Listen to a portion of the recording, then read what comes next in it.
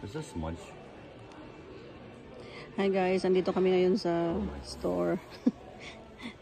Nagsishop around ng dishwasher.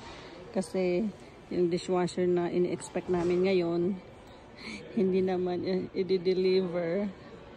Eh, sabi nila sa amin na December 23 i-deliver.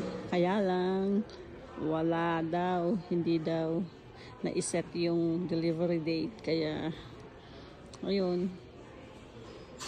Kinancel na namin yung order. Tapos, ayan, nandito na kami. Nag-shop around ulit ng tagahugas. Ayan. Dishwasher. Ayan siya, oh. Para kumpleto na yung ating kusina, di ba?